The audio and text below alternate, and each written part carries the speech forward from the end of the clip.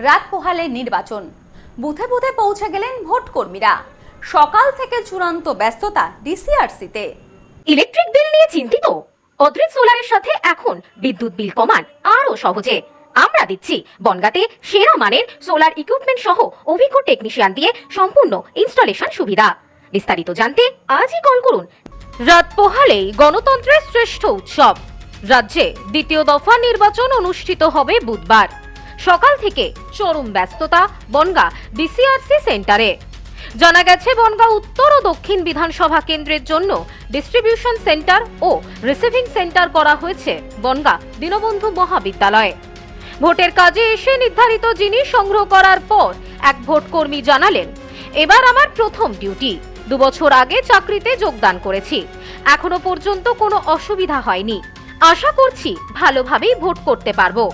আমাদের প্রস্তুতি ভালো, আমাদের টিম খুবই ভালো পেয়েছি। আমি আমার ফার্স্ট টাইম ভোট, এটা আমার এই জাস্ট 2 বছর চাকরি হচ্ছে, আমি ফার্স্ট টাইম ভোট করতে এসেছি।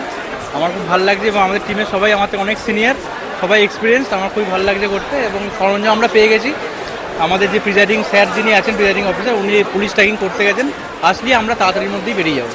গণতন্ত্রের সবথেকে বড় উৎসব, আগামীকালই প্রথম বড় দায়িত্ব পালন করছে। একদম মানে একটা বাড়তি অনুভূতি তো নিশ্চয়ই অবশ্যই একটা বাড়তি অনুভূতি কাজ করছে যে সবথেকে বড় গণতান্ত্রিক উৎসব এটা, যেটার জন্য সবাই আমরা জড়ো হয়েছি এখানে, যেটা যাতে ভালোভাবে আমরা পালন করতে পারি। এটাই আমাদের দায়িত্ব এবং সবাইকে এটা মাথায় রাখতে হবে যে ভোটটা আমাদের সবারই গণতান্ত্রিক অধিকার। এবছর তুলনামূলকভাবে মহিলা ভোট কর্মীদের সংখ্যাও যথেষ্ট।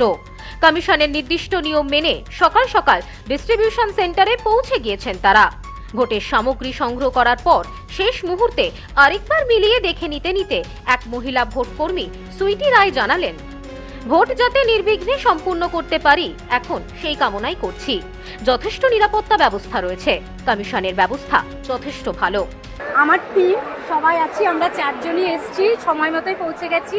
আমার বনগাঁ দক্ষিণে ডিউটি পড়েছে। বনগাঁ কালীতলা বিশ্ববন্ধু বিদ্যালয়ে আমার পোলিং স্টেশন হয়েছে। আমাদের এবার ওখানে ভোট সংখ্যা গতবারের তুলনায় আমার কম পড়েছে ভোটার সংখ্যা। এখনো পর্যন্ত যা শুনেছি সকলেরই মহিলাদের মোটামুটি কাছের মধ্যেই পড়েছে।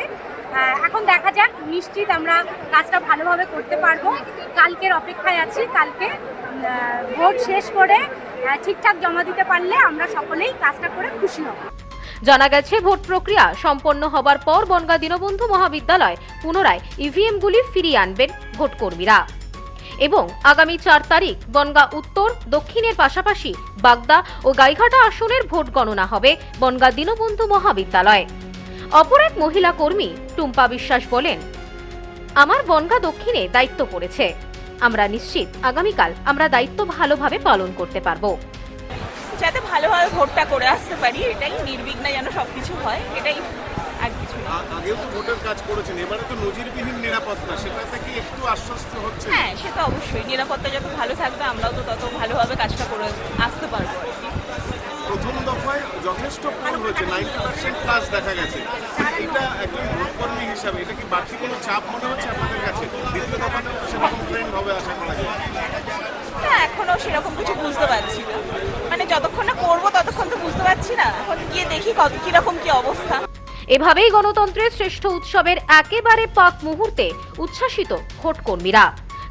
নিউ পিসি জুয়েলার্স, সম্পর্ক গড়ে দেয়। বনগাঁতে আমাদের 3টি শোরুম প্রতিদিনই খোলা। New PC jewellers, Bongaon Batar মোড়। New PC jewellers branch Kumudin স্কুলের বিপরীতে। New PC jewellers beauty, Motiganj, Hatkhola. আমাদের এখানে সোনা কিনুন পেপারের দামে।